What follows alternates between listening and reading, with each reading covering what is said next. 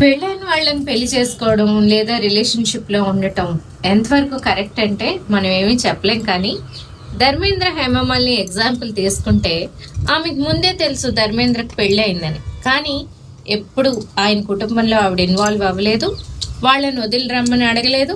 ఆయన కూడా రెండు వైపులా ఉన్నారు. And she is already prepared to face this. ఆమె ఇన్కమ్ ఆమెకు ఉంది. సినిమా ప్రపంచంలో ఇలా చాలా మంది ఉన్నారు. అక్కడ ఇవన్నీ చాలా కామన్, కానీ అంత తేలిక కాదు. నాకు తెలిసిన ఒక లిటరరీ కపుల్ ఉండేవారు. ఇలాంటి రిలేషన్షిప్ లోనే ఉండి చివరికి ఒక ఆయనేమో హార్ట్ అటాక్ తో చనిపోతే ఈవిడ తర్వాత బలవంతంగా ప్రాణాలు తీసేసుకున్నారు.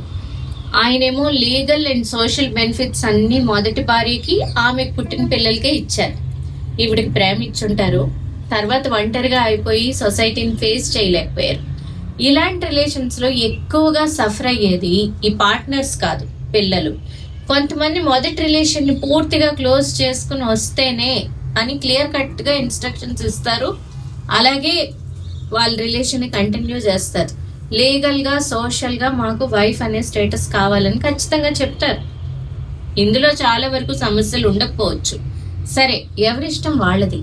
కానీ మనకి ఏం కావాలో మనకి క్లారిటీ ఉంటే చాలు. ఇలాంటి రిలేషన్షిప్స్ లో ఎంటర్ అవుతున్నప్పుడు తర్వాత ఎవరిని బ్లేమ్ చేసే పని ఉండదు. నువ్వు అలా చెప్పావు, నువ్వు ఇలా చెప్పావు, ఇలా చేసావు, వీళ్ళకి అన్యాయం చేశారు అని.